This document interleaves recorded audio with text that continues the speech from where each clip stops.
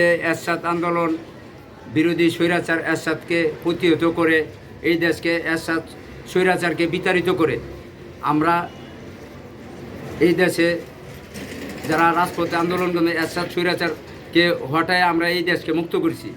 তখন এরশাদ আন্দোলন আমি একজন গুলিবিদ্ধ সৈনিক, আমার পিঠটা গুলি লেগে পেটটা বাহির হয়ে আরেকজনের পায়ে ঢুকছে, অসংখ্য লোক মারা গেছে, নূর হোসেন মারা গেছে।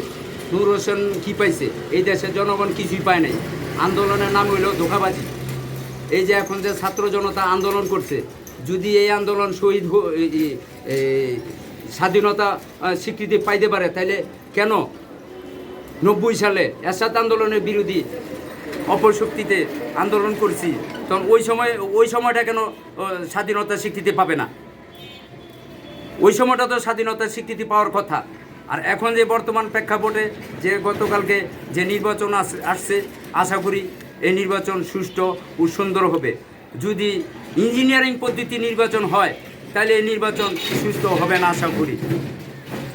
যদি আমাদের ইনুস যে উপদেষ্টা, উনি যদি সুন্দরভাবে নির্বাচন দিতে পারে, জনগণের আশা আকাঙ্ক্ষা পূরণ হবে। হানা ভোটটা কেমন হতে পারে?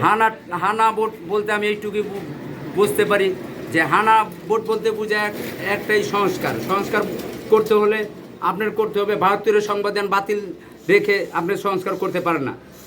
সংসদীয় পার্লামেন্টে বসবেন, বসার পরে সংস্কার আসবে। সংস্কার আগে আসে না, পার্লামেন্ট হওয়ার পরে সংস্কার আসে।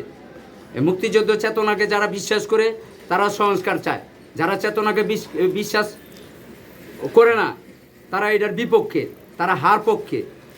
যারা বিশ্বাস করে না তারা হলো হার পক্ষে, আর যারা বিশ্বাস করে তারা নার পক্ষে।